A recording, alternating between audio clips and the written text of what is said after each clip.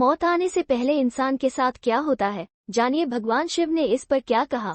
मित्रों, शिव पुराण में मनुष्यों की मुक्ति के लिए बहुत से मार्ग बताए गए हैं और इस सब के साथ ही ये भी कहा गया है कि कभी कभी कोई काम करते समय जाने अनजाने कुछ ऐसे पाप कर्म हमसे हो जाते हैं जो हमें नहीं करने चाहिए।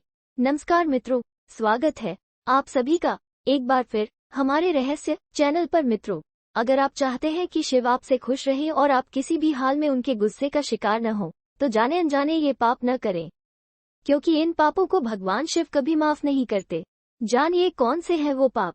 शिव को भोलेनाथ कहते हैं क्योंकि शिव सादगी पसंद ईश्वर हैं। उन्हें कच्चा फल पसंद है। एक लोटा पानी से भी शिव खुश हो जाते हैं। खासतौर से अगर आप अपनी जिंदगी से निराश या हताश हैं तो आपको शिव की पूजा जरूर करनी चाहिए। पर भोलेनाथ जितनी जल्दी खुश होते हैं उतनी ही जल्दी नाराज भी होते हैं, खासतौर से ऐसे लोगों से जो बेईमानी और धोखेबाजी करते हैं। पुराणों के अनुसार भगवान शिव हर व्यक्ति के मन की बात सुनते हैं।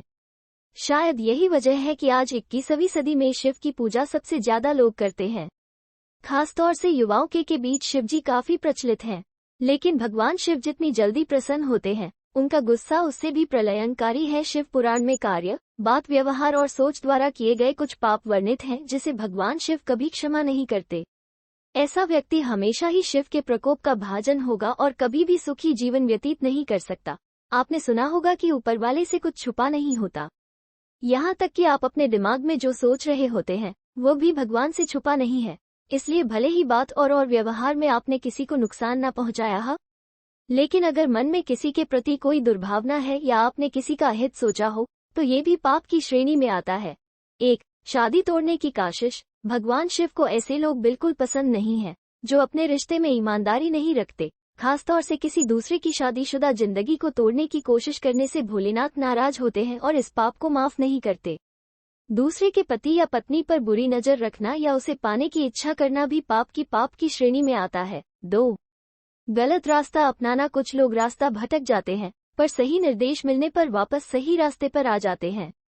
पर कुछ लोग ऐसे भी होते हैं जो सही सुझाव मिलने के बावजूद बुराई का साथ नहीं छोड़ते और बुरी राह को खुद चुनते हैं। ऐसे लोगों के पाप अक्षम्य होते हैं। 3.